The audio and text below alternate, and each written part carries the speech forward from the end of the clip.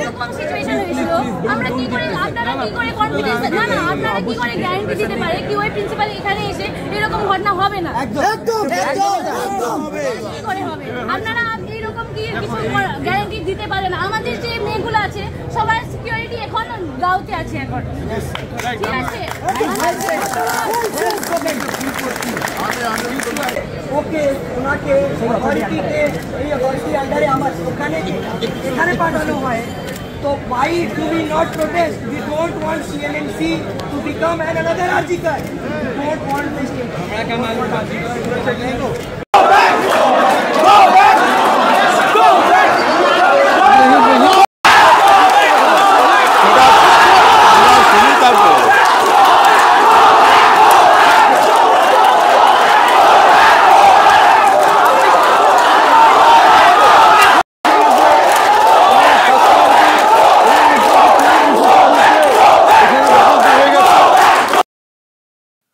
গো back go back.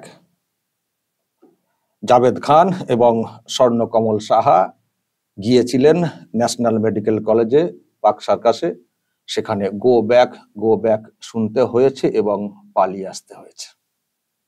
দারুণ একটা movement দেখিয়েছেন ওই কলেজের যারা রয়েছেন জুনিয়র ডাক্তার বা স্টুডেন্ট, তারা চেষ্টা হয়েছিল যে ওখানে যাকে ট্রান্সফার করা হয়েছে অর্থাৎ আরজি করের যিনি প্রিন্সিপাল, যার অধীনে থাকা মেডিকেল কলেজে একজন ডাক্তারকে ধর্ষণ হয়ে খুন হতে হয়েছে। আপনারা জানেন সেসব নিয়ে অনেক কিছু চলছে।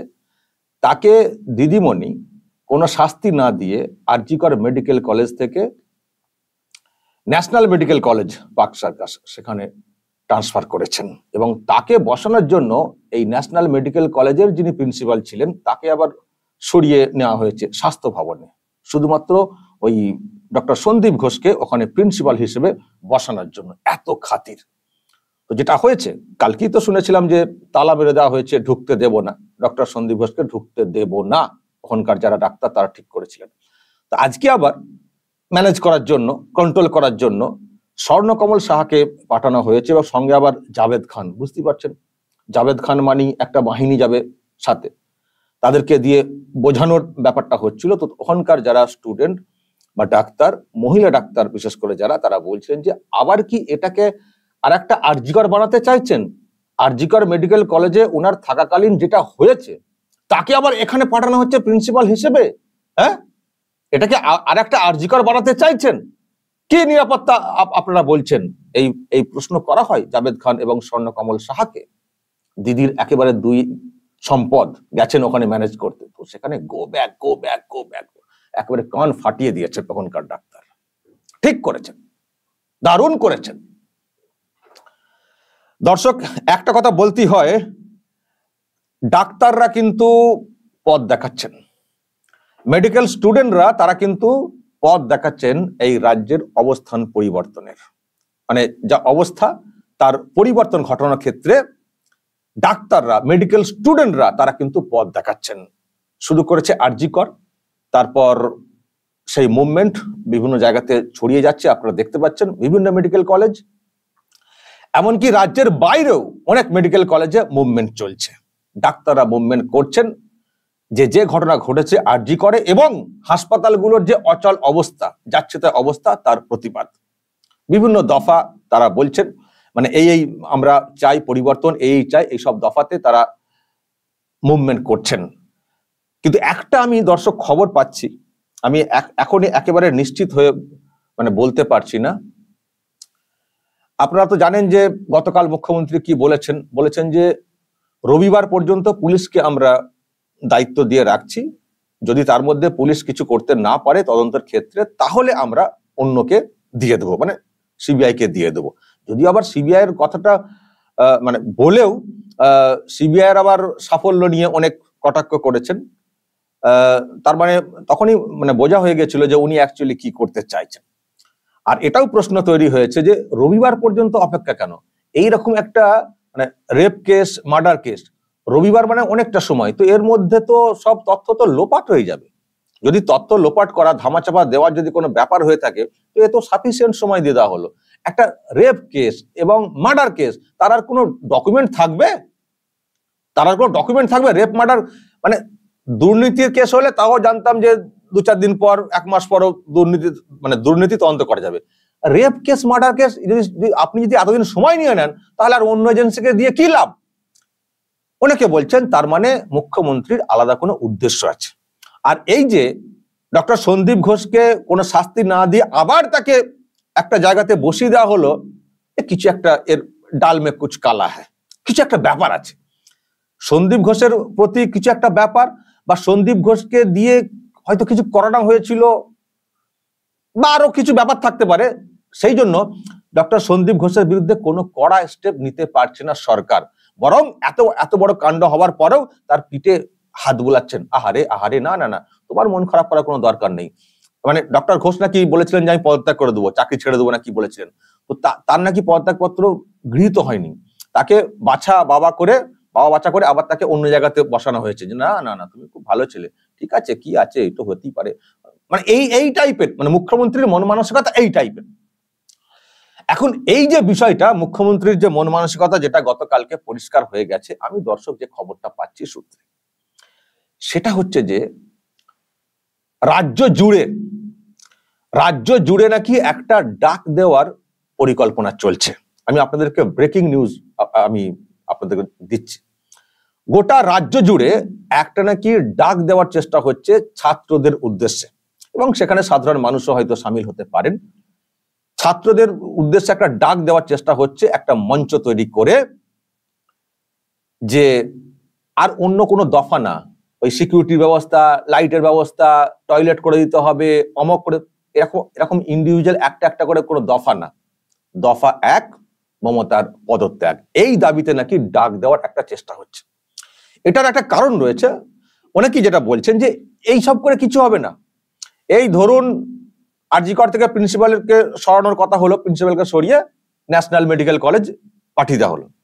আবার ছাত্ররা যে মুভমেন্ট করছেন, চাপে পড়ে হয়তো এই ন্যাশনাল মেডিকেল কলেজ থেকেও ডক্টর সন্দীপ ঘোষকে সরানো হতে পারে। কিন্তু একটা ভাবতে হচ্ছে দর্শক, আমি গতকালকে ভাবছিলাম যে কি সাহস, যে ডাক্তার, মানে যে প্রিন্সিপালের বিরুদ্ধে এত অভিযোগ, এত মানুষ ক্ষেপে রয়েছেন, কার্যত ডাক্তাররা ক্ষুব্ধ হয়ে রয়েছেন, তাকে আবার কলকাতার একটি হাসপাতালে পোস্টিং করে দেওয়া হলো। মানে কি সাহস, কি দুঃসাহস! এবং ছাত্রদের যে দাবি বা এত মানুষের যে অভিযোগ, তাকে কার্যত বুড়ো আঙুল দেখানো হয়েছে। রাজ্যের মুখ্যমন্ত্রী এই মানুষের এত দাবি, এইসব কিছুকে বুড়ো আঙুল দেখাচ্ছেন কার্যত। এত বড় কাণ্ড ঘটার পরেও যার মেডিকেল কলেজে এরকম ঘটনা ঘটতে পারে, সেই প্রিন্সিপালকে কোথাও কোনো পোস্টিং দেওয়ার কথা। তার মানে তার তো কোনো দোষ উনি দেখাচ্ছেন না, বা দেখছেন না, বা কাউকে দেখাতে মানে উনি কাউকে এইভাবে দেখাচ্ছেন না যে উনি দোষী বা উনার গাফিলতি রয়েছে। একজন প্রিন্সিপাল, তার বিরুদ্ধে কোনো ব্যবস্থা হবে না, তাকে আবার আলাদা জায়গায়, মানে পাশেই মেডিকেল কলেজে দিয়ে দেওয়া হবে।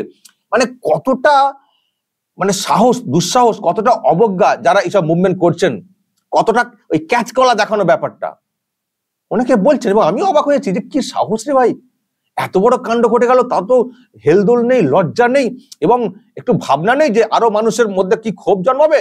কুচপরোয়া নেই, বেশ করবো, আমার ক্ষমতা আছে, আমি যেখানে খুশি পোস্টিং করতে পারি। আরে ভাবুন তো। এইসব দেখে শুনেই রাজ্যের মুখ্যমন্ত্রীর এই যে অবস্থান, এইসব দেখে শুনেই অনেকে ভাবছেন যে হবে না। একটা মুভমেন্ট হচ্ছে প্রিন্সিপালকে সরানোর, হয়তো এখান থেকেও শেষ পর্যন্ত সরাতে বাধ্য হবেন মুখ্যমন্ত্রী। কিন্তু আলটিমেট কি হবে? আলটিমেট আবার দেখা যাবে এই ডক্টর সন্দীপ ঘোষ আবার ফেরত চলে এসছেন, আবার হয়তো দেখবেন ওই আরজি করেই ফেরত চলে গেছে। ফেরত করে দেওয়া হবে। ওখানে আবার ওনার ওয়াইফও নাকি চাকরি করেন আরজি করে, মাইক্রোবায়োলজিতে, যেটা আমি জানতে পারছি। দেখবেন আবার ফেরত পাঠিয়ে দেওয়া হয়েছে। তারপরে এই যে এত কথা, এই নেই সেই নেই, অমক তমক, দেখবেন আবার সেই একই চলবে। 2-4 দিন পর সবাই এখন বলা হচ্ছে এই ক্যামেরা লাগাবো, অমক, টয়লেট। একটা ভাবুন তো, একটা হাসপাতাল চত্বরে এখন কেন এসব কথা হচ্ছে? ক্যামেরা লাগাতে হবে, লাইট দিতে হবে, শৌচাগার ঠিক করতে হবে, এখন কেন এসব কথা হচ্ছে? এ তো বেসিক ব্যাপার। যখন এইগুলো আগে থেকে আপনারা করতে পারেননি, তার মানে আপনাদের এইসব নিয়ে কোনো সদিচ্ছাই নেই। সেজন্যই অনেকে বলছেন যে এই যে দফা, যেটা ডাক্তাররা বলছেন না, যে এতগুলো দফা আমাদের পূরণ করতে হবে, আমাদের এতগুলো দাবি পূরণ করতে হবে, সেই দাবিগুলো টুকটাক দাবি তো, ওগুলো দেখবেন চাপে পড়া হয়তো তাৎক্ষণিকভাবে পূরণ করে দেওয়া হতে পারে, বা করে দেবো বলে প্রতিশ্রুতি দিয়ে আপনাদেরকে হয়তো, আপনাদের ক্ষোভটাকে হয়তো প্রশমিত করে দেওয়ার চেষ্টা হতে পারে। কিন্তু এতে কি পার্মানেন্ট সমাধানটা হবে?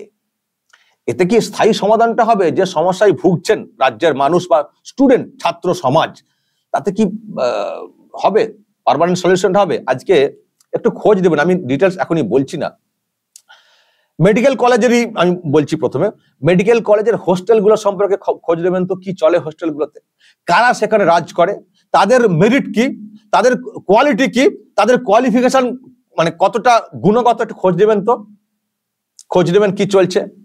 আমার কাছে এমনও খবর আছে হোস্টেলে পাস করে বেরিয়ে মানে কলেজে পাস করে বেরিয়ে চলে গেছেন, তাদের এখনো রুম রয়েছে, থাকার জায়গা রয়েছে, তারা সেখান থেকে পুরো স্টুডেন্টদেরকে কন্ট্রোল করেন। কিসের ব্যানারে? শাসক দলের ব্যানারে, মানে ঘনিষ্ঠ হয়ে যাচ্ছে, তাই কাণ্ড চলছে। এবং এমন সব থ্রেট চলে, আমি যেটা খবর পাচ্ছিলাম, যদি বেশি কিছু তুমি বলো উল্টো দিকে, তোমাকে পাস করতে দেওয়া হবে না, তোমাকে পাস করতে দেওয়া হবে না। আর যদি আমাদের পক্ষে থাকো, সঙ্গে থাকো, তুমি মোবাইল দেখে দেখেও পরীক্ষা দিতে পারো। এটা আমি কালকে শুনছিলাম, অবাক হয়ে গেছি। আগে তো অন্য সেন্টারে পরীক্ষা হতো, এখন তো হোম সেন্টার, নিজের সেন্টারে পরীক্ষা দেওয়ার ব্যবস্থা করে দেওয়া হয়েছে। নিজের সেন্টারে ধরুন যারা ভালো মেধাবী স্টুডেন্ট, তারা পড়াশোনা করে মুখস্থ করে গিয়ে তারা পরীক্ষাতে বসেছেন। কিন্তু ওই যারা ধামাধারী, তেল মারেন শাসকের লোকজনদেরকে বা হাসপাতাল কর্তৃপক্ষকে বা প্রিন্সিপালকে, তাদের ক্ষেত্রে অ্যালাউ করা হচ্ছে মোবাইলে বই, মানে মোবাইল দেখে বই দেখে পরীক্ষা দেওয়া। ভাবতে পারেন, তারা হবেন ডাক্তার, তাতে করে স্বাস্থ্যের বা স্বাস্থ্য শিক্ষার মানে গুণগত মান বাড়বে, তারা হবেন ডাক্তার। এই তো পরিবেশ হয়ে গেছে হাসপাতালের। এমনকি ছাত্রদের এমন পাওয়ার এখন একটা অংশের, যে ডাক্তাররা কথা বলতে পারেন না, বললে নাকি ছাত্ররা কলকবজা করে কলকাঠি করে একেবারে তাকে ট্রান্সফার করে দেবেন। মানে এমন অবস্থা হয়ে গেছে, এমন অবস্থা, এমন আখড়া হয়ে গেছে মেডিকেল কলেজগুলোর অবস্থা। ফলে দিন দিন মেডিকেল কলেজের শিক্ষার মান নিম্নে নামছে। আর তার সঙ্গে তো নানান সব ব্যাপার স্যাপার রয়েছে, সেসব নিয়ে তো অনেক অভিযোগ আপনারা শুনছেন। ফলে পরিবেশ একেবারে নষ্ট হয়ে গেছে। মেডিকেল কলেজের মতো একটা ব্যাপার এত সিরিয়াস এবং এখানে খুব গুরুত্বপূর্ণ বিষয়, কারণ যদি এখানে শিক্ষাটা ঠিকঠাক না হয়, তাহলে টোটাল স্বাস্থ্য পরিকাঠামো ভেঙে পড়বে, ভুল চিকিৎসার শিকার হয়ে যাবেন সাধারণ মানুষ। সেখানে যদি এইরকম অচল অবস্থা চলে, এরকম চলে, তাহলে কি হবে? একটা অংশের ছাত্রদেরকে দালালি করার জন্য সেখানে রাখা হয়, আর অন্যদের মুখগুলোকে বন্ধ করে রাখার চেষ্টা হয়। এই যে যিনি যাকে খুন করে মারা হয়েছে, ভালো করে খোঁজ নেবেন যেসব আসছে খবর, কেন উনি আক্রোশের শিকার হয়েছেন? শুধু কি অন্য কিছু বিষয়, নাকি উনি অনেক কিছু জানতেন বা প্রতিবাদ করতেন? খবর নেবেন। ফলে একটা অংশ না মুখ বুঝে, দেখুন যারা ডাক্তার হন না, মোটামুটি খুব মেধাবী ছেলে মেয়ে, যারা সত্যিকারের র্যাঙ্ক করে ডাক্তারি হয়েছেন, যারা কোটা অমক তমক, তারা তো বুঝতে পারছেন কিভাবে তারা ঢুকেছেন। তো তারা বেশি ঝামেলাতে জড়াতে চান না। আর যেহেতু তারা বেশি ঝামেলায় জড়াতে চান না, ওই একটা অংশ তারা তাদের ওপরে একেবারে রোলার চাপিয়ে দিয়ে তাদের মতো করে কাজ করার চেষ্টা করে, আর যত রকমের সুযোগ সুবিধা ভোগ করে, আর দিনের পর দিন হাসপাতালের পরিবেশটাকে যেভাবে নষ্ট করা যায় সেই চেষ্টা করে যায়। এটা করতে করতে করতে করতে করতে আজকে এমন হয়ে গেছে, আজকে ছাত্ররা যারা সত্যিকারের মেধাবী, মানে যারা সত্যিকারের ডাক্তারি পড়াশোনাটা করতে এসছেন, তাদের আজকে দেওয়ালে পিঠ থেকে গেছে। আজকে দেওয়ালে পিঠ থেকে গেছে বলেই তারা কিন্তু আজকে রাস্তাতে এইভাবে নামছেন, বিক্ষোভ দেখাচ্ছেন। আর ভাবুন, সাহসটা ওই প্রিন্সিপালকে আবার একটি মেডিকেল কলেজে ট্রান্সফার করা হয়েছে। তো এটা মানছেন না ন্যাশনাল মেডিকেল কলেজের ছাত্র, মানে স্টুডেন্টরা বা জুনিয়র ডাক্তাররা, তার প্রতিবাদ করছেন। তো আমি যেটা বলছিলাম দর্শক, এই যে তার মানে ওই দফায় দফায় কিচ্ছু হবে না, একটাই আওয়াজ এই মুহূর্তে হওয়া উচিত, একটাই দফা এক, মমতার পদত্যাগ। যদি ওই গোড়াটাকে সমূলে উফরাতে না পারেন, পার্মানেন্ট সলিউশন হবে না। যে আখড়া তৈরি হয়ে গেছে মেডিকেল কলেজগুলোতে, এ সমস্যার সমাধান হবে না। যতদিন থাকবে এই মমতার সরকার, ততদিন জানবেন এই শিক্ষা পরিকাঠামো, হেলথের বিশেষ করে নিচের দিকে নেমে যাবে। আমরা হেলথ নিয়ে কেন এত কনসার্ন? কারণ হেলথটা যেহেতু হেলথের ব্যাপার, বাকিগুলোরও একই হাল, আরো খারাপ হাল। এমনি অন্য এডুকেশন সিস্টেম সাথে আরো খারাপ অবস্থা।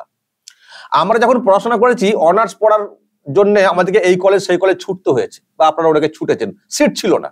এখন খোঁজ নিয়ে দেখবেন কলেজগুলোর কি অবস্থা। অনার্সের আসন, অনার্সের যা সিট, ছেলে ভর্তি নেই।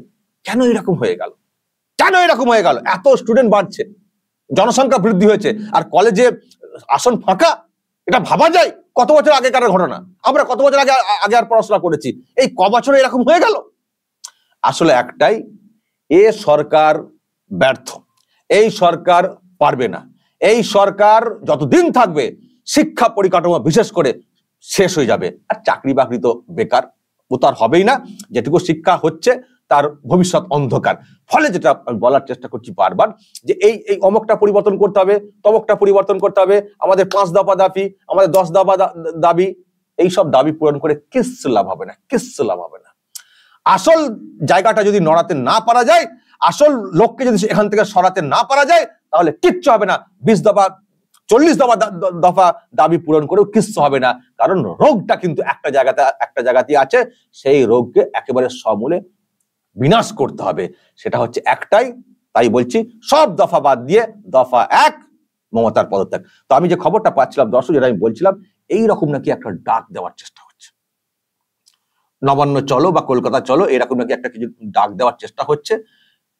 রবিবারের মধ্যেই হয়তো এই ডাকটা হতে পারে, আমি শুনছি একটা অংশ। আসলে এটা তো আর ওই পলিটিক্যাল পার্টি না, নন পলিটিক্যাল ব্যানারে, ফলে এটা অর্গানাইজ করাটা একটু চাপ আছে। এটা নয় যে নেতারা বসে ঠিক করে দেবেন।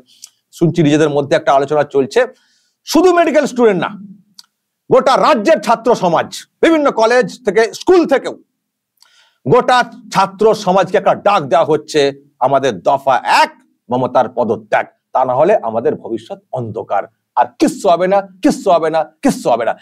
এই সরকারের কাছে আলাদা কোনো দফার কোনো মানে হয় না, কোনো অর্থ হয় না। এই সরকারকে হটাতে হবে। তাই এই ডাকটাতে নাকি এখন চলছে, আমি জানি না কবে কোন জায়গায় ডাকটা হবে, তবে আমি এটুকু বলে রাখি দর্শক, যদি সত্যি এই ডাকটা হয় কলকাতামুখী, যে আমাদের ডাক দফা 1 মমতার পদত্যাগ, আমি শফিকুল ইসলাম, আমি সেই ডাকে যাব, আমি নিজে যাব।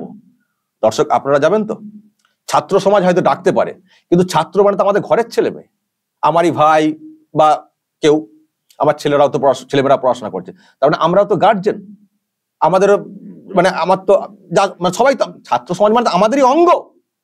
সুতরাং আমাদেরও দায়িত্ব, যদি সত্যি এরকম ডাকটা দেওয়া হয় ছাত্র সমাজের তরফ থেকে গার্জেন হিসেবে, আমাদেরও তাতে সামিল হওয়া উচিত। কারণ ছেলে মেয়েদের ভবিষ্যৎটা আমাদেরকে সব থেকে বেশি ভাবতে হয়। এখন থেকে আমাকে ভাবতে হচ্ছে, আমার ছেলে মেয়ে ছোট, আর যারা তাদের বড় হয়ে গেছে তাদের তো ভাবতে হবেই যে কি চলছে আমাদের রাজ্যে, একে না হটালে আর কিচ্ছু হবে না, আর কিচ্ছু হবে না। আমাদের বাড়ির মেয়েটাকে ওইভাবে খুন হয়ে মানে মারা যেতে হবে। দর্শক ফিল করছেন? শুধু যন্ত্রণাটা ফিল করুন। আমি অনেকগুলো কথা বলে ফেলছি, এখন শুধু যন্ত্রণাটা ফিল করুন। একটি মেয়ে সেমিনার হলে আছেন, আর তাকে ওখান থেকে তার ক্ষত বিক্ষত দেহ উদ্ধার হয়েছে। শুধু সেই সময়কার কথাটা একটু ভাবুন, যেভাবে তার উপরে অত্যাচারটা হয়েছে, শুধু সেই সময়কার যন্ত্রণাটা একটু ফিল করুন, তাহলে কিন্তু আপনি আর বাড়িতে বসে থাকতে পারবেন না। একটু ফিল করবেন ওই সময়।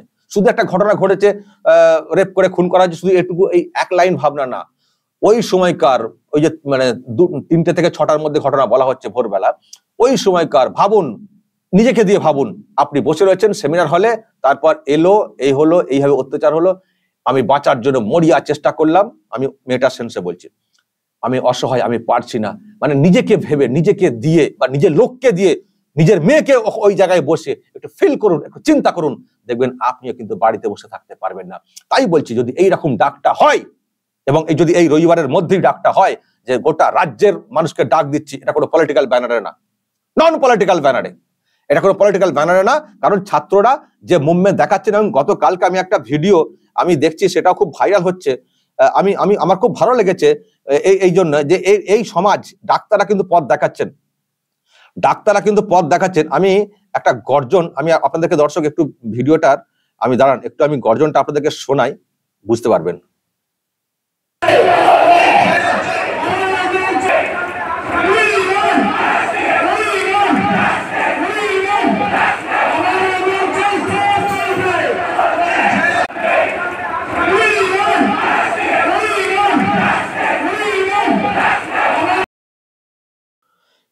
এই গর্জন কিন্তু এক টনক নড়িয়ে দেবে, এই গর্জন নবান্নকে নড়িয়ে দেবে আমার বিশ্বাস।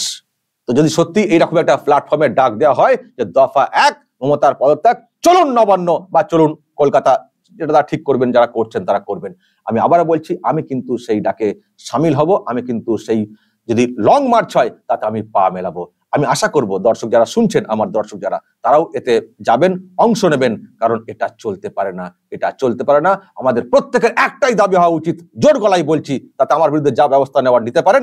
একটাই দাবি, একটাই দফা হওয়া উচিত। সবাই বলবেন মুখে মুখে দফা 1 মমতার পদত্যাগ। এর বাইরে আমাদের আর কোনো দফা নেই। দর্শক বলবেন, নজর রাখবেন আরামবাগ টিভিতে।